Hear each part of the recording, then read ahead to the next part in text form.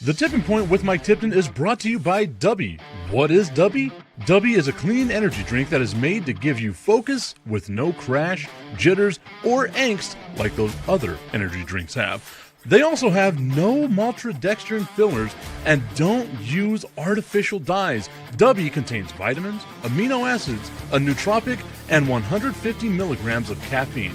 Dubby's products are made in the USA in an FDA-inspected facility that strictly adheres to GMP manufacturing guidelines. All of the flavors are unique and custom-made by Dubby, and you'll never taste our taste anywhere else.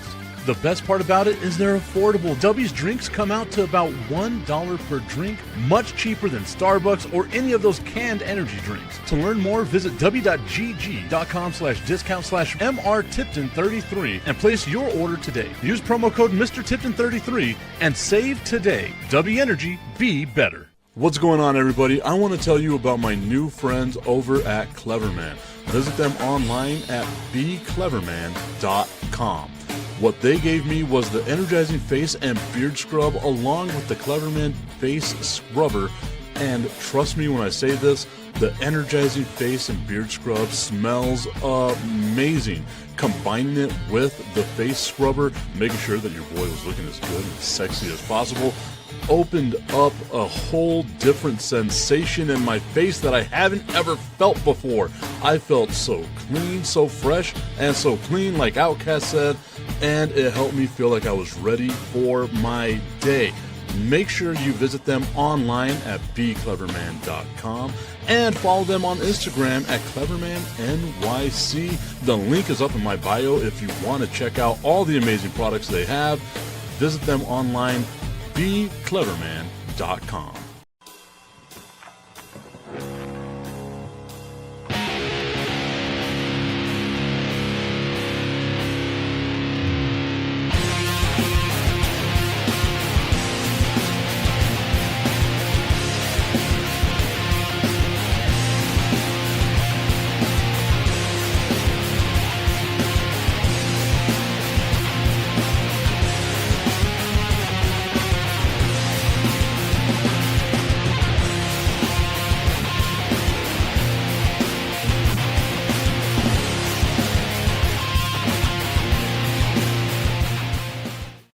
It's a TIP VIP Friday, so you know it's the sexiest part of your week because I'm joined by Augustine. I'm joined by Bistrilla. We've got so much sex appeal in here, it hurts to even look at the screen right now. Like it really hurts. Guys, I am looking at this and I am just throbbing right now. That's what's wait a minute, too much information?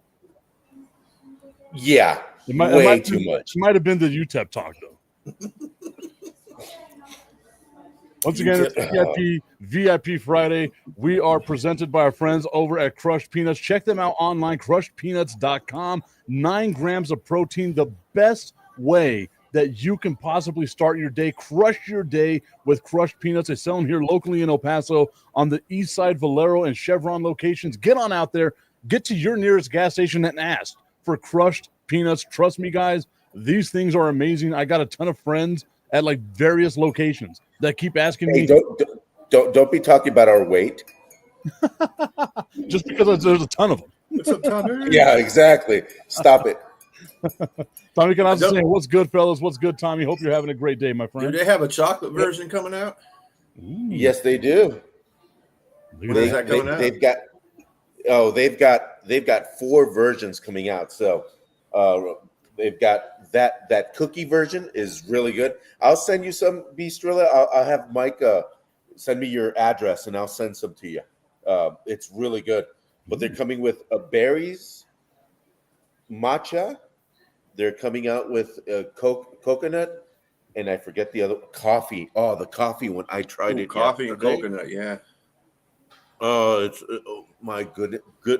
The way that soccer announcers in Europe would say, "Goodness gracious me."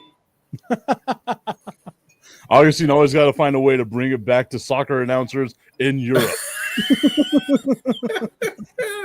They're the second best announcers in the world. It's like the way they scream goal and everything. But the number one is Hispanics. Oh, yeah. the way they scream. You guys remember Andres Cantor when he screamed the USA goal? I was half expecting you. I know you're at La Madeleine right now eating breakfast. I was half expecting you to just bust out with a loud ass goal. Yeah. There's people around, so I can't do that, Mike. They'll probably look at me and go, so I was thinking about that. That reminded me of something. So yesterday I get off of work. I'm like, you know what? I got a couple of hours in between some stuff. I'm going to go to a bar, get a beer. It's been a little while since I had a beer, watch a baseball game, right? And there's a guy at the bar sitting by himself with like a Dodgers blanket on top of him. So like whenever I saw him, I first thought he was homeless. Like that's how ugly and dirty this Dodgers blanket was. Like clearly hasn't been washed in years. And the Dodgers are playing the Rockies, and he is living and dying with every single pitch. Now I get it. He's at a bar. You can be as loud as you possibly want to. But if you're by yourself, it kind of takes away from the experience, doesn't it? Like I can't imagine myself being at a bar watching a Cowboys game just by myself. The Cowboys kick a field goal, and I'm like, hell yeah. Well, I don't know what to say. I mean, just picturing it. Why hasn't he washed his Dodgers blanket? Because they won a World Series, so I mean, it can't be that. I wanted to ask, but I also didn't want to get near it. Like it felt like something would jump out of it and bite you. Like it just, it was. Man, I was in the military. You know how it is. Like whenever you're in the military, you get exposed to some pretty gross shit. It was disgusting, man. Like I didn't want to go. And the thing is like earlier there was a homeless person on the side of the street where I was like putting gas. I go over to him, I give him some gas, I give him some money, I give him some water. I got no problem talking to like homeless people, right? This dude was that damn gross that I was like, I'm not going over there. And he probably showered. It's just the sarape that he had on him was grotesque. Like I can't even describe it, dude. Like it had an aura about it where you know that it's probably been around since the 1960s. Has all that, love flower child stuff all over it, LSD, all that stuff. Like it is disgustingly gross. There will be only one Thank thing you for that saying will make that it more because disgusting. Tommy is taking his kids to school. So yes, I apologize. There's only one thing that would make that thing more disgusting. Oh. You could tell it got to me, guys. You could it really got to me. Yeah, we can make your eyes water, dude. So the cricket commission's here saying I cheer of every point my team can get, brother. No, I agree. Like anytime your team scores, not anytime your team like hits a foul ball, and you're like, yeah. Like I was questioning if he even knew the game, like if he understood the game. Like there was a ball that was like a clear foul. Maybe he was just hammered, drunk, or on some LSD while he was in the sarape, right? But like this dude hits a foul ball, like a clear foul ball, and he starts waving his hand around like, yeah, that's a home run. I'm like, no, it's not. What bar was this so we can know? It was Union Draft House East over here on Tierra Este. So it's like 5 minutes away from my house, right? So I was like, I'm just going to stop by here. I got a great relationship with the GM there. Get some nachos, get a couple of beers before I have to deal with my kids, like all that stuff. So you need a beer to be out over there. Yeah, they're active over there today. Yeah, they are. You need a beer to deal with your kids. That's bad, Mike. I say that, which is funny, but they're actually really good kids. They're really. I'm gonna have to talk to Jared. I'm gonna have to talk to Jericho about this and tell him he needs to be louder and wilder. I think you guys have kids that are slightly older than mine, right? Like B, how old are your kids? No, my kids are grown. Oh, my kids have kids right now. Oh, wow. Grandpa B. I like it. Yeah. Pawpaw. Augustine, how old are your kids? 14 and 13. 14 and 13. So you're basically the same age, right? Jericho, like he's tall now. He's the second tallest person in the house. And he's starting to do this thing where, like, he's coming up to me. He's like, Can I beat you up? Can I challenge you? Can I do this? Can I do that? I'm like, what are we doing here, guy? Like, I would knock your dick in the dirt so fast. Like, what are we doing? Don't you challenge me, boy. Like, I grew up in the hood. I'll take that challenge one of these days. Mike, there's no such thing as the hood in El Paso. I grew up in Socorro. We had drive-bys. I got shot at all the time. I've been shot and I've been stabbed. Tell me how that's not hood. Right. Yeah, I went to the military to get away from that stuff. They did it because you had that star on your forehead. That's why they did it. Oh, it was better than the swastika I used to have. Jesus Christ. It's 8:00 in the morning. I shouldn't be on this level right now. So your real name is Michael Tipton. My KL.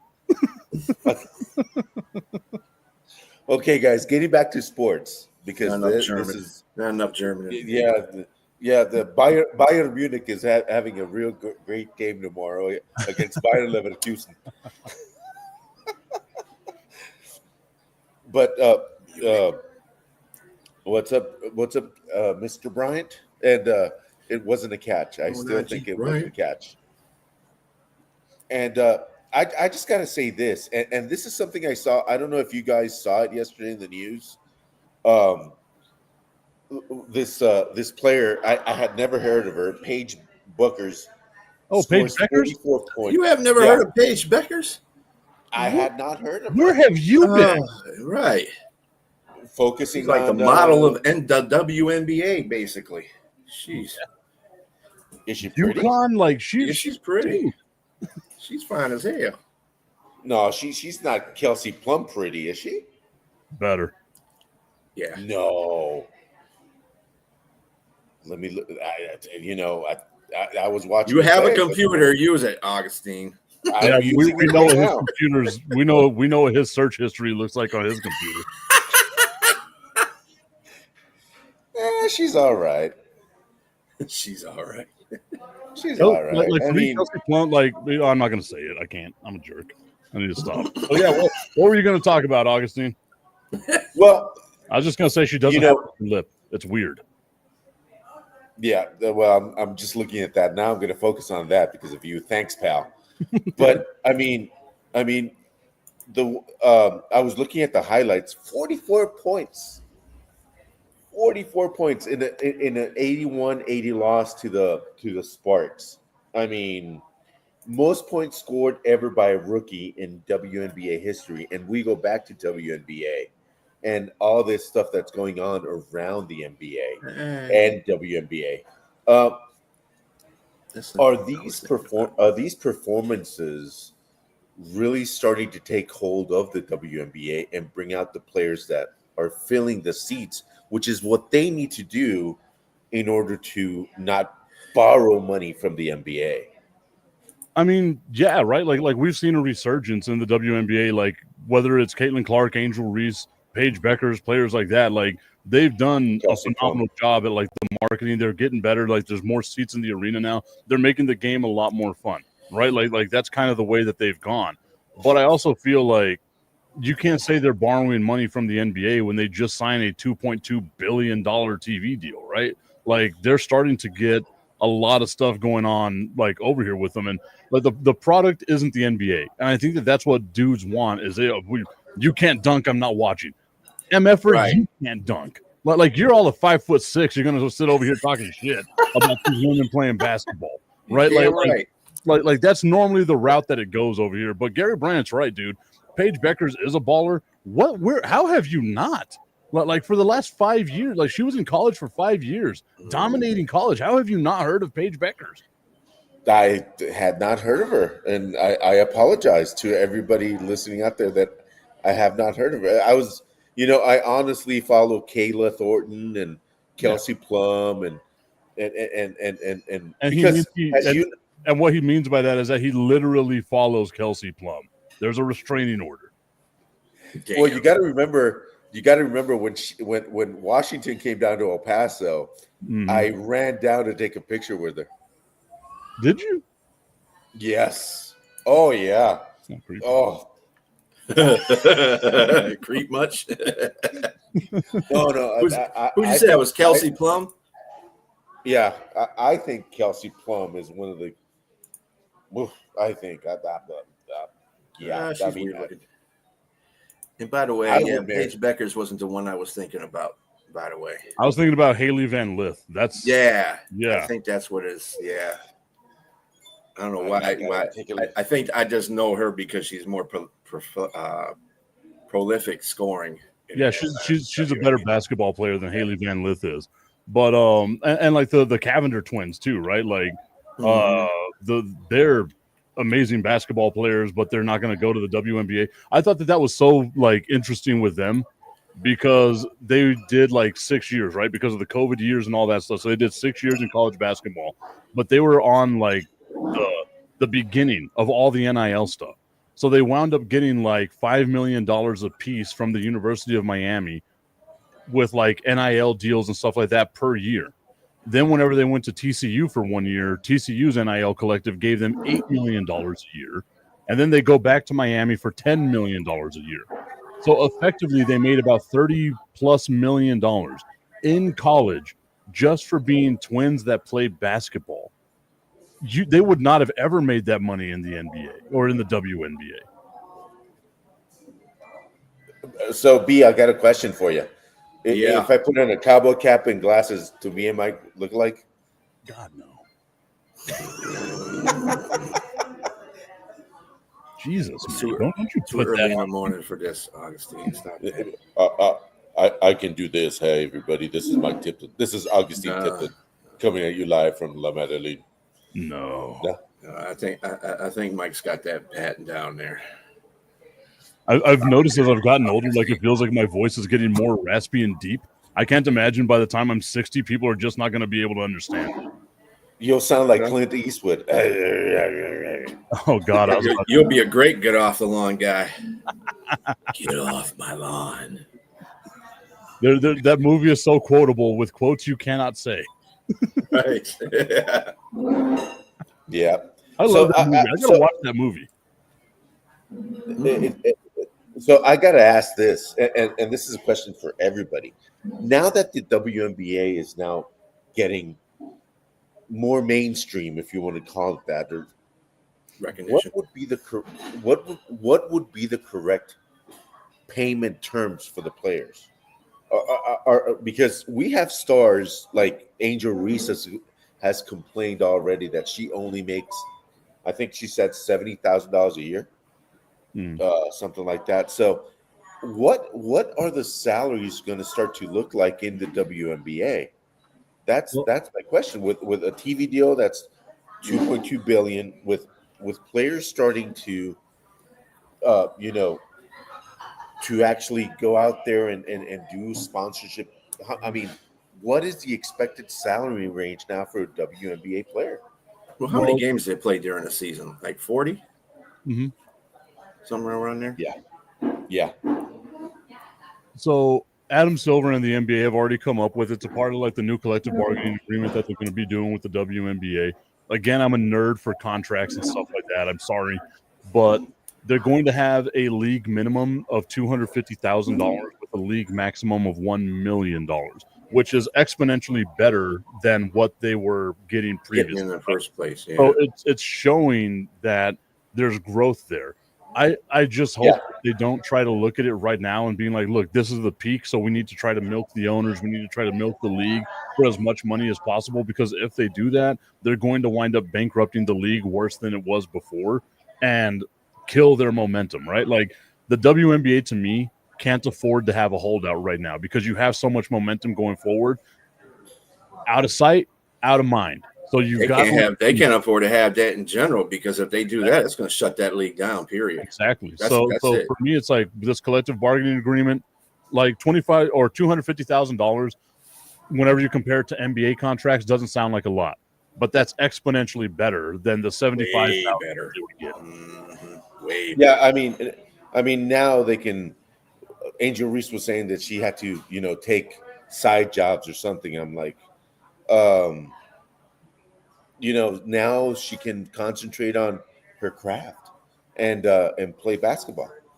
And I understand the commission saying that they're not playing year round, but to be a professional basketball player, you need to be fit all year round. It's not that you can turn it off and turn it on, So But that statement by the Cricket Commission is objectively false, right? Like they play in Europe, they play overseas, they play in the new league that John Skipper, former CEO of ESPN, created. I can't remember what it's called, but it's like a 3-on-3 basketball tournament that they do down in Miami for like 6 months, right?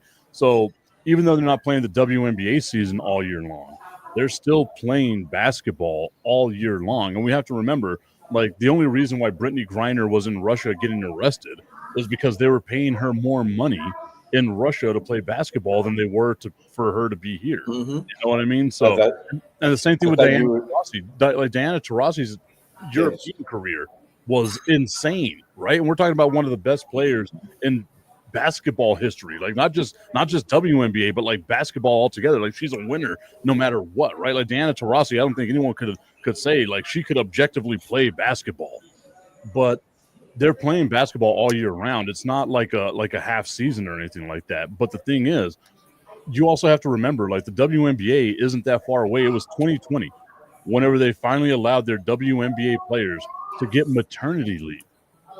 Like think about that, man. Like that's archaic stuff right there. We're talking about Stone Age type stuff right there. It was 2020 where they were like, okay, instead of having 5 people to a hotel room, now we'll have 2 people to a hotel room. That's how badly like it's been for the WNBA players. There's still a lot of players that are playing right now that remember what those days were like. You know what I mean? So they're on the come up, and they like again. I think the revenue share thing, it can't be 50-50. But at least make it 80-20, because what they're getting right now is like 91-9, which is nothing. It's preposterous. They need to pay those girls, man. They really do. At least never as high as obviously the NBA. The NBA is like the upper echelon right now until they get to that point. And you're right. I think a lot of guys, like, I don't really watch the WNBA too much. I've kind of not watched it since the Shock left Detroit, so I used to watch it pretty good when the Shock was here. But I mean, you're not seeing the dunks. They're basically emulating the NBA right now. There's a lot of girls in there that can shoot threes, so that's starting to creep into the WNBA. There's not a lot of women going to the hoop, so. And that's the thing too, right? Like I can't hate on Angel Reese or the Cavender twins or any of these like WNBA players that want to have, like Gary said here, like Angel Reese is a social media content creator who happens to play basketball. Not matter to get her back, dude. If that's what she's got to do to get extra money coming in, by all means, right? Because they're not getting the sponsorship dollars. They're not getting like the additional ad revenue and stuff like that. They've got to go out there and make it themselves. Like, when's the last time you saw a Nike commercial for a WNBA player? I don't even think I've seen such a thing. And I feel like you could have done that with Caitlin Clark. Speaking of that, I have seen some advertising that combines women and men in basketball and all. Yeah, New Balance does that. So, and that's pretty cool that they're starting to do that. Just the only caveat I think with that companies are going to start telling women, hey, if you want this, you need to continue to increase at least ticket sales or the way you're perceived in the media. People have to follow you. You need to have so many fans in social media and all this.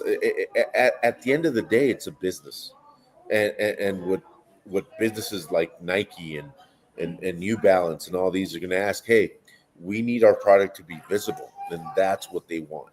So, are they going to put butts on the seats? That's number one. And two, how popular are they? And what are they doing to become that popular? Like the Cavender sisters, we know why they're popular, but that's the other danger. Or they could be sexualizing the NBA, the WNBA. Yeah, I kind of like that. That's exactly what I was about to say too. The WNBA is pure hero hoop. There's no hatred. there's no entertainment value to that. You know what I'm saying? You know, at least when the NBA was building up in the 90s, there was, you know, everybody wanted to you know, the Pistons' big thing when they were going through their championship run was to knock off Michael Jordan. Michael Jordan, he used that as a motivating, like, we got to beat the Pistons to get into the championship. Those kind of things. You got hate. And there's no real hate in the WNBA. It is pure hoop. They're you know, they're playing it at 100% pure hoops. And this is what I talk about entertainment value. This is what I talk about with people all the time, right? Whenever they talk about the WNBA versus the NBA, the reason why a lot of people out there don't like the NBA is, oh, it's too flashy. We know the age and ethnicity of the person that's saying that NBA is too flashy, right?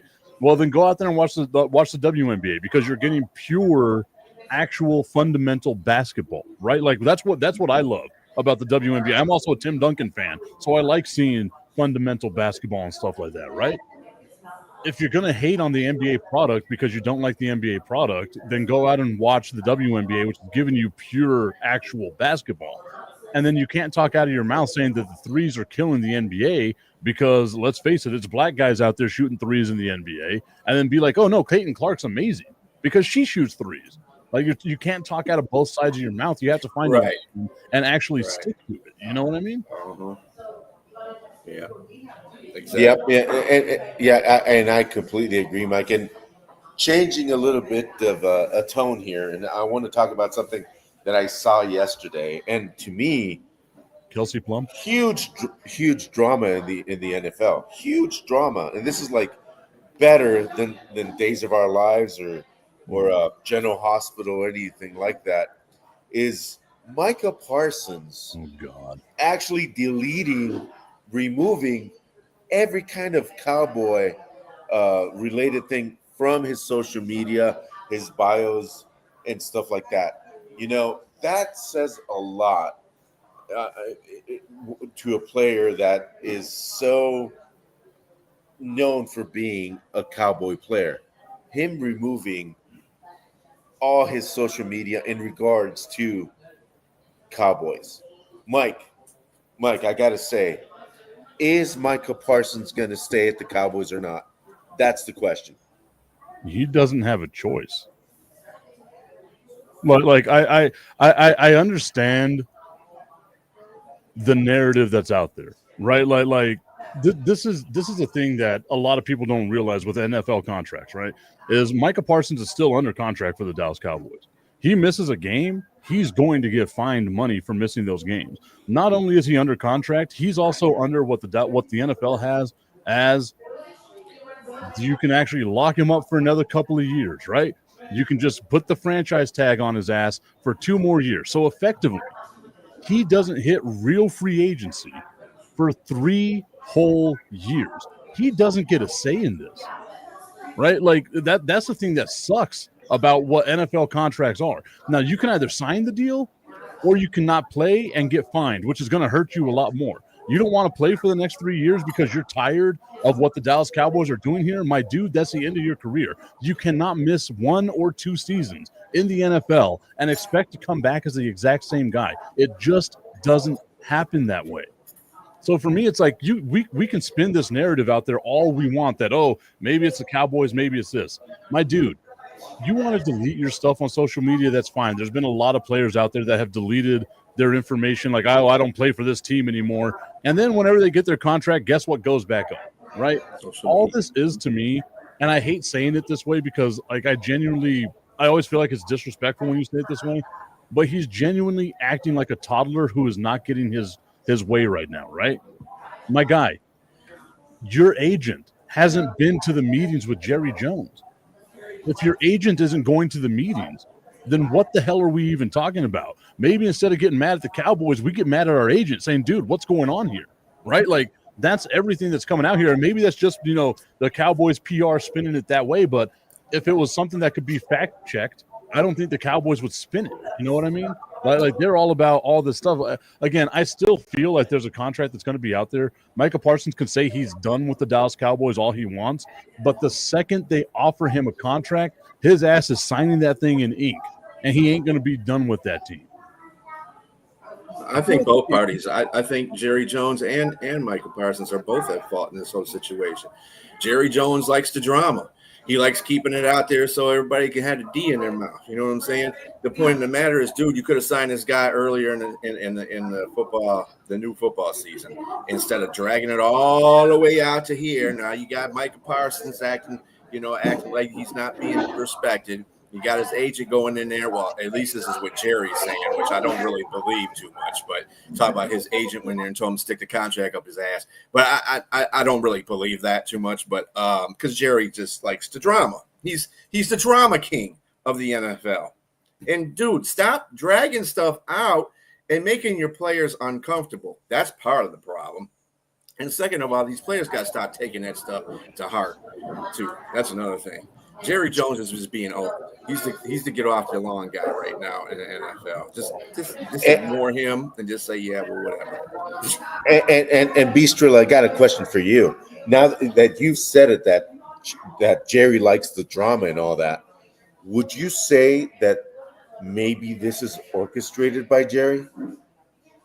Telling Michael Parsons behind the scenes. He wants to keep Dallas out there. That's all. I mean, Jerry could sign these guys at the beginning of he just likes to. Dallas is a brand. It's what the problem I have with Jerry is not that necessarily, but dude, stop wasting your energy and causing drama and win Super Bowls.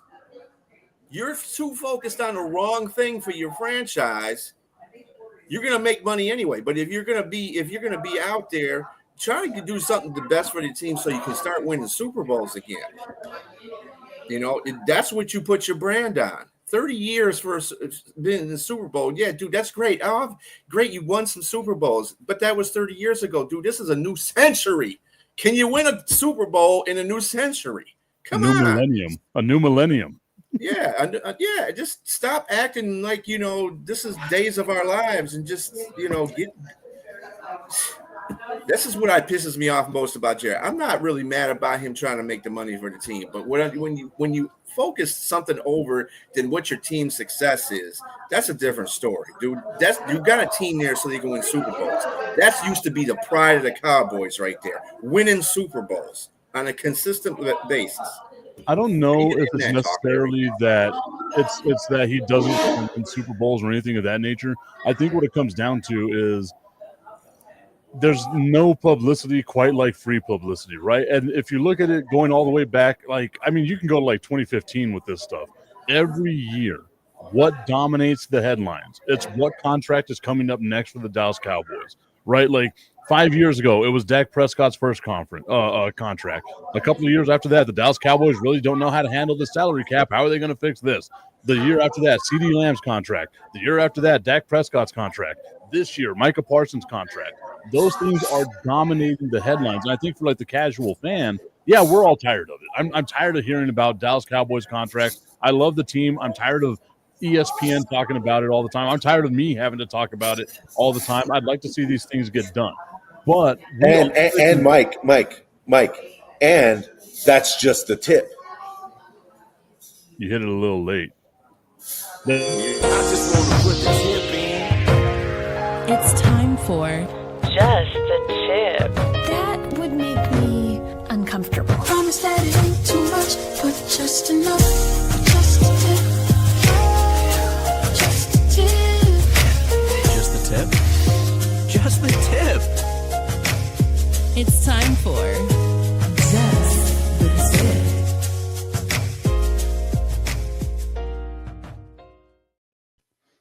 Just the Tip is brought to you by our friends over at www.myhappynuts.com.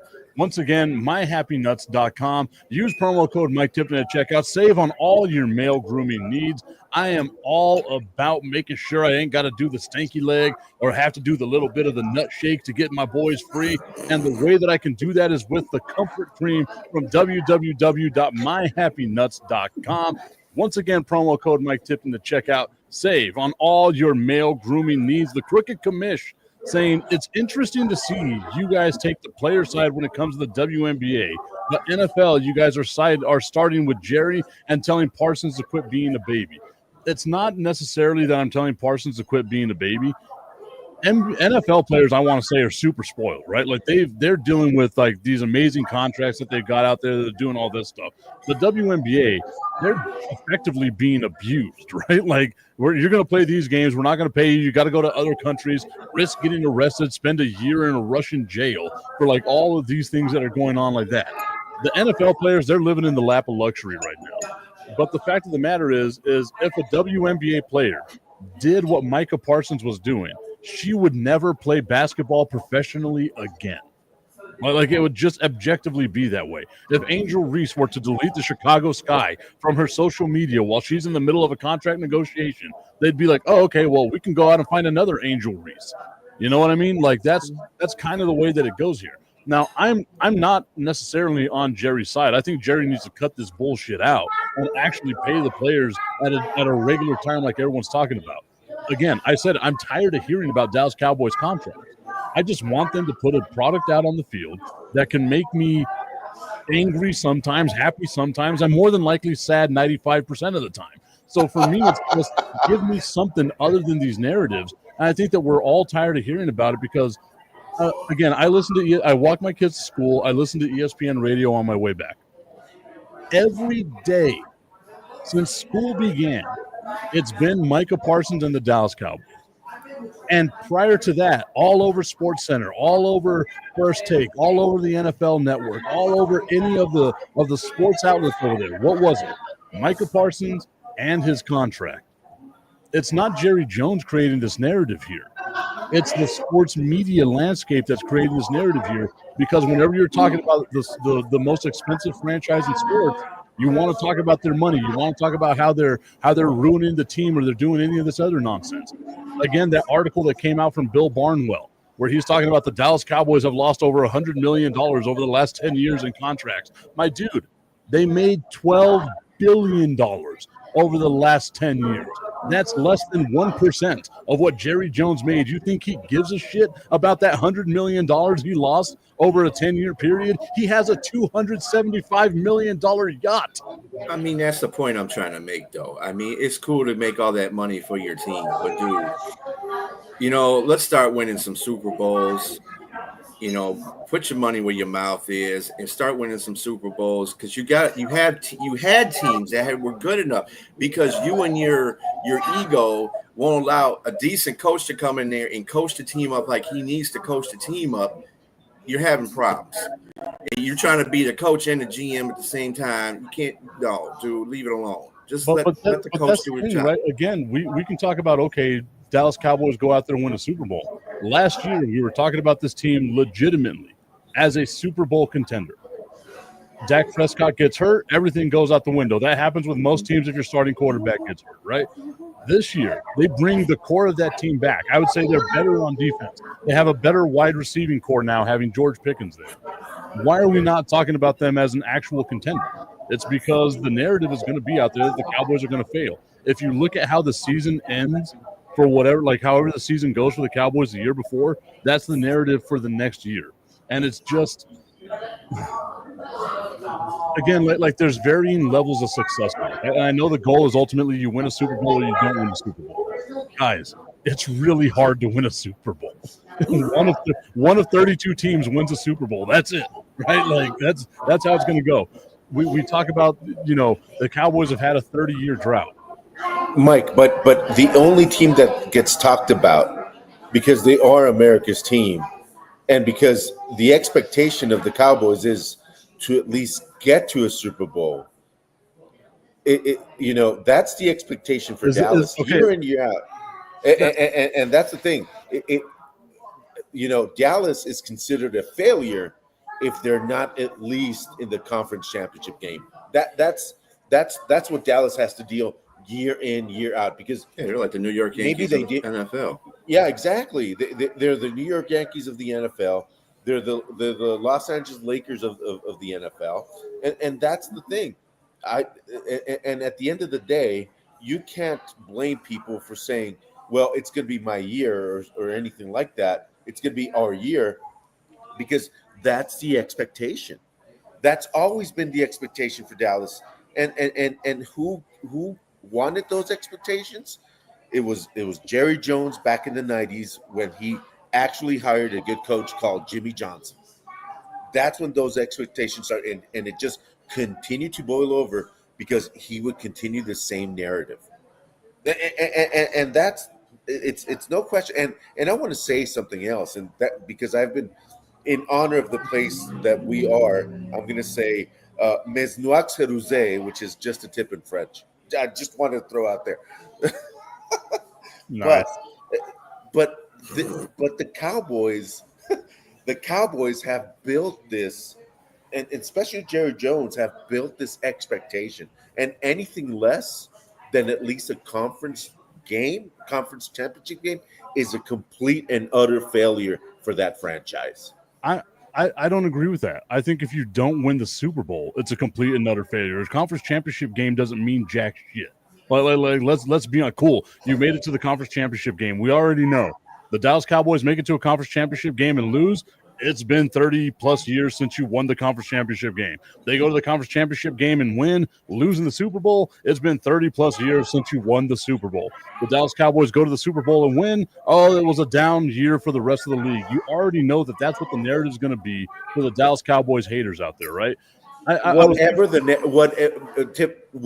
narrative, if Dallas doesn't win, it's a failure. And they've built that reputation over the years. And Jerry Jones has been number one at building that reputation.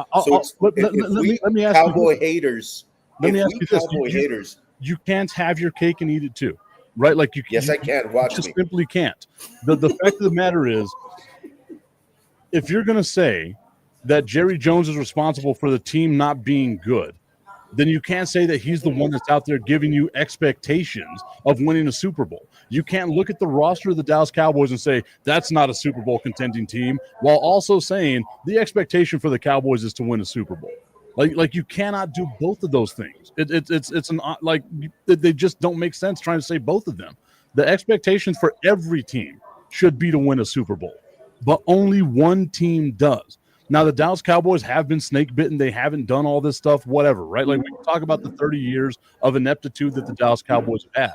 But the fact of the matter is you can ask a lot of real fans, not these fake ass, oh, this is our year fans, but people that actually know football and actually know the damn game. And you can talk to them and say, is this team going to win a Super Bowl? And I've told you time and time again at the beginning of the season, sure, I made the joke just to piss people off on social media, 17-0, we're winning a Super Bowl, right? But I also know, objectively, they're the second best team in the division, maybe. They're going to make it to the playoffs, maybe, and more than likely lose in the first round of the playoffs. That's where most Dallas Cowboys are thinking of, if they make the playoffs. That's where the maybe comes from, right? If they make the playoffs. No, I'm just saying. You said they're going to lose in the first round. Maybe they're going to win. To me, they're going to win division. They got all the tools there, minus the drama. They're still professional athletes.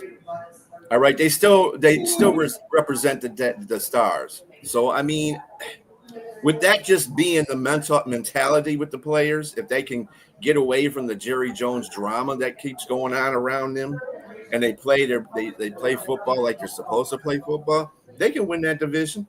It's not a problem to me. I was thinking about this. This is the weird things that I think about while I'm walking, because I just love to just have the headphones in, vibe to my own thing, right?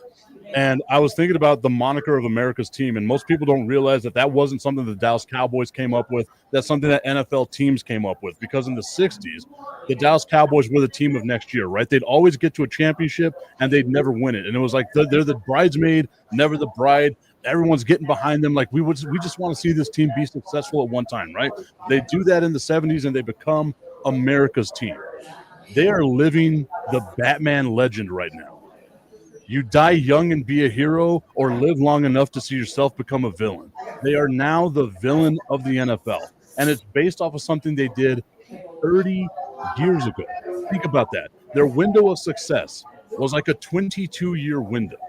They've been, I don't want to say putrid, but they've been not bad enough to be terrible, not good enough to be great. They've been in this little purgatory for 30 years. Yet somehow, some way, they're the only team in the NFL where the narrative is, if they don't win a Super Bowl, it's a failure. Why? Yeah, and Why? because They you haven't had because that window. because the Cowboys have built that reputation. Hey, why are we talking about the 49ers like this? You should. They've haven't no nobody. I mean, you expect it. hey, saw that. Hey, the 49ers have at least been in Super Bowls. They might But not that have won them, doesn't but they've been in matter. Super Bowls. At the end of the day, the ultimate goal is that you win the Super Bowl. Whether you made it there or not, nobody cares. It's winning the championship. I've said that 1,000 times, right? I'd rather go 0-17 than lose in the damn Super Bowl. That's just my mindset. You wouldn't want to go 17, trust me. He's like, as someone who's been there, you don't want to do that. Man, that's My like bad. And you take, and if you went 0-17, you already have enough Dallas Cowboy haters out there. Do you imagine what would happen to Dallas Cowboys when 0-17? Oh my God, the moon would fall. It would be marvelous. Well, honestly, I don't feel like it would. Right? Like I feel like the Dallas Cowboys haters want them to be good enough to be not great and not bad enough to be terrible, right? Because whenever they're really bad, you kind of just feel bad for teams, right? Like if the Cowboys go 0-17 and are getting blown out by 30 points a game, you're going to be like, man, it's not even cool to hate on them anymore. Like it's just like we're picking on the kid that rides a short bus that we shouldn't be picking on. Well, they're going to pick on him anyway. Short bus or not, they're going to pick on them anyway. That's just going to make everybody more happy. So the next time when people, Dallas Cowboy fans, whether they know the sport or not, they say this is our year, people will really be laughing at their ass after an 0-17 series. You know what I'm saying? It's just I know this G Bryant guy. He must be a Dallas Cowboy fan. But he's up there talking about, teams are hating. Now, it's not about that. The media is talking about McLaren and his contract. Nobody's talking about him. Yes, they are. They're talking about him. They're talking about Hendrickson too. They're but not about him in the same breath. Not at the level they're talking about Micah Parsons. Like again, I've been listening because I'm just a nerd that listens to sports radio all the time. I'll hear Trey Hendrickson be spoken about for like 5 or 10 minutes, and then it devolves into Micah Parsons. Whereas they'll start a segment with Micah Parsons and it devolves into Jerry Jones and all the other things with the Dallas Cowboys and things of that nature, right? I've heard of Terry McLaurin maybe once this week. I've heard of Trey Hendrickson maybe twice this week, and I might have been the one that brought him up. And like it's always just super oversaturated with the Dallas Cowboys. Like I agree with a lot of people on that. There's an oversaturation with them. An over-infatuation with the Dallas Cowboys by the haters, by the team, by the people that love the team, whatever. There's so much more narratives out there that we can talk about other than Micah Parsons' contract. But all week long, all month long, all offseason long, it's just the Dallas Cowboys because ESPN, Fox Sports, the NFL Network, they know that this right here is going to move the needle. Hey, so getting away from that, I've seen it twice now. Look at that. Tip is right. I like it. Because he's a Cowboy fan. Of course he thinks you're right. Hey, you guys were not in your head along with me. Well, we have to. It's your show. Well, I don't necessarily think it's I don't think it's necessarily now for me, I'm a selective listener when I listen to NFL news in the first place. I don't hear it like you hear it. I hear like Micah Parsons, okay, Terry McLaurin, okay, and then Hendrickson. I hear them at the same rate. I don't really hear one over the other. What I hear that's extra is social media stuff on Dallas. Jerry Jones said this. Micah Parsons did this. Jerry Jones did this. Man, X is always flooded with Dallas Cowboy stuff. As far as like if I watch NFL Network, they give about the same amount of information as they give the other two players too, as far as them holding out. And it's actually a hold in, by the way, Bryant. It's not a hold out because Terry McLaurin is in the stadium and he is practicing. So it's a hold in. And same with Hendrickson too. Hendrickson too. Yeah, I wanted to change a little bit to change this Micah Parsons because we talk too much Micah Parsons anyway. We don't talk enough about the Dallas Cowboys here. That's right. We don't. Yeah. Poor Dallas. Come on. Poor Dallas. No one ever Hey, talks about the Cowboys, man. It's so weird. I know what's Yeah. going on with these folks. What's going on?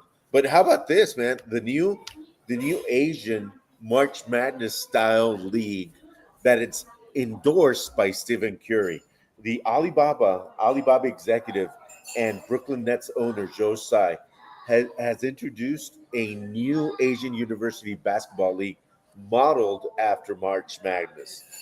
How big is this going to get? And then how huge is it for Stephen Curry to actually endorse something like this in Asia? First off, like they give you money, you endorse whatever the hell they give you money for. Like that's what it was. They gave Steph Curry enough money to be like, you know what? This is gonna be great. Whatever they're doing over here is fantastic. Look at my smile. I love everything about this. Right? Like that's kind of the way that goes.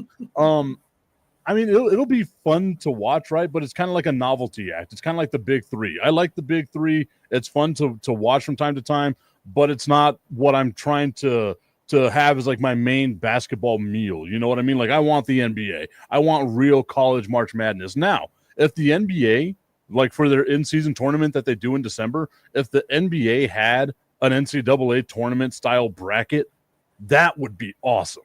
Right, like I think people would be down for like that single elimination March Madness type thing in December for their in-season tournament would be fantastic for people to watch. So maybe if the NBA did that, I'd be cool.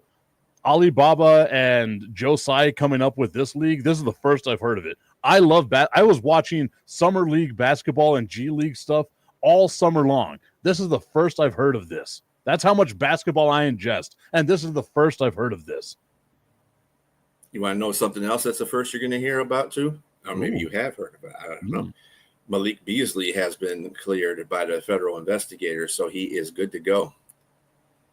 We'll see. They also said Terry Rozier was cleared, and they also said that he's not cleared. Well, he's not a point of interest in any investigation. That's what they came out with today. So he's good to go. So anybody who wants to sign him now, because obviously the Pistons said, you know what, dude, I don't know about you, bro. And didn't sign him, and he got other players in his place. So he's out there. If I'm Malik Beasley, I'm mad as all hell right now because it's like, dude, you all cost me $40 million a year on trying to like do all this stuff. But I mean, where there's smoke, there's fire, man. Like there's got to be something there. Maybe he's what's the movie I'm thinking of? The Boston one. He's a co-op with the rat. Why can't I think of that movie? It's like Jack Nicklaus and then like Leonardo DiCaprio's in it. Anthony Anderson's in it. The Departed? There we go. Yeah, Departed, yeah. The Departed. Maybe he's a rat. Maybe that's what it is. Malik Beasley's a rat. Rat bastard. That was good. That was very good. Hey, so also, now this is something that will affect your favorite city, Tip. A new arena plan for Philadelphia. 1.3 billion downtown arena in Philadelphia. It's not for football, but it's for the 76ers and for the Flyers. Aim to open at about 30-31. You know, that's going to be incredibly interesting if that comes to pass. If they're building it all the way to 30-31, it better be amazing. Right. Be the only thing amazing in Philadelphia. I was about to say, you know the beginning of the Dark Knight, like where they blow, like they're shooting up Heinz Stadium.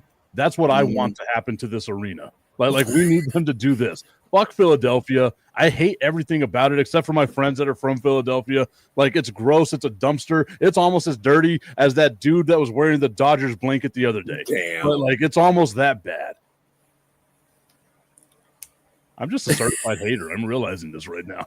That was horrible. I'm trying to do a Barkley. That's horrible. That's terrible, man. That's terrible.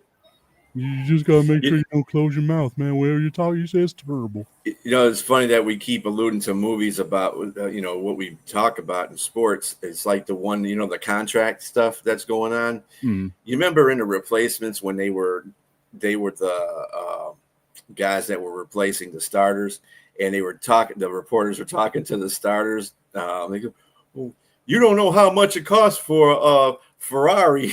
Yeah. They're talking about every time I hear contracts on TV and all these explode, how much money they're getting. I'm like, yeah, I'm sure one of them might do that. You imagine one of those guys saying, man, you don't know how much I got to pay all these kids' moms. And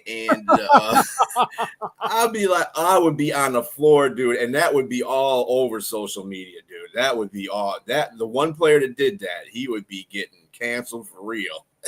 Oh God! Didn't Latrell Sprewell do that? Didn't he be like, "I got to feed these kids, man"? Yeah, like he did.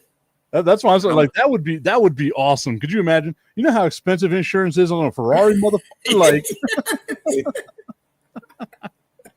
you muted yourself, awesome. Augustine. You're muted. Muted, man. It's about 2,300 every 3 months. Because he has one. He's driving around in his Ferrari. Oh, right? No. I don't have one, but it's 2,300 liability. It's about 4,000 full coverage every 2 months. That's why, like, what was it, Angel Reese a couple of weeks ago? She's like, y'all make $1,400 in a week. I make $1,400 in 7 days. It was like, come on, man. Like, you gotta know how this stuff works. Apparently she can't add anyway, but anyway. Hey, I tell you what, though, in defense of Angel Reese, she has been playing a whole lot better than she has been in the past. That's for sure. She's doing better. Yeah, and that's what I'm saying. Like, I think everyone would love to have Angel Reese on their team because you talk about like that hard-nosed player that gets you the points in the paint and all the rebounds and stuff. We fall in love with players like that. Why was there hate for Angel Reese? Right. She's like their Dennis Rodman. Yeah, I was gonna say Dennis Rodman, Ben Wallace. Maybe we're just gonna name off Pistons right now. Anthony Mason, like Bill Laimbeer. Sterling's happy right now. We're just naming Pistons. We're dudes naming Pistons. Hey, AB, and I got a question regarding your Lions. How is Hutchinson looking for this year, and how is that defense going to look this year? Way better. Hutchinson is a key for the Lions this year for sure. And I still remember how sad I was for the Lions when he got injured. Is he back 100%? Do you think he'll be 100%, or will it take a little bit? They've even applied a rule in training camp because he was killing our damn left tackles. I mean, it's not that our tackles are bad. We got Penei Sewell, but they applied a rule to him. They applied the Hutch rule to him. Continue on with the play. If he gets through the line, continue on with the play because that's just Hutch. But I'd rather see him apply that to the regular season. I think our defense will be way better because we got a way better secondary. All the injuries, all the players that were injured come back. Hopefully, Davenport will play more than 2 games. That would be nice. Our other end spot would be solidified. But I think that they'll do better. I think their defense, actually, to tell you the truth, I think their defense is going to balance out their offense because their offensive line probably won't be as good as it was last year because of the fact that Ragnow is there and we got a sophomore playing one right guard spot and a rookie playing the left guard spot. So it'll be interesting. I mean, all the offensive weapons are still there, but yeah, I think the defense will be much better, way better. I think he's key for the Lions to actually, and I'm calling it. I think the Lions are Super Bowl bound this year. If Philadelphia was going to win a Super Bowl yesterday. You're right. I said Super Bowl bound. I think the Eagles will repeat. No, they got a huge chance. If the thing is, how can both be in the Super Bowl? No, they can't. But the thing is, Hutch is key for that team. Hutch is, he's as key as T.J. Watt is for Pittsburgh. Myles Garrett is for Cleveland. Yep. I mean, you can name Will Anderson for Houston. New York guys. Who's the guy in New York that's really? I mean, that whole defensive line is freaking awesome. So, I mean, it's just that way. I guess that. Philadelphia, you knew AJ Brown might not play the first couple games, right? Mhm. Did you hear that? That's the reason why they got that damn receiver, Michi. So that might be a hampering in their offense. But if they run the ball, I guess it don't make a difference behind that offensive line. Right. That's the thing with them. All right, Yeah. everybody. I want to thank you so much for tuning into today's show, guys. It was awesome. The conversation was amazing. We'll keep this going on. Once again, everyone, thank you for the love and the support. We'll see you all next week.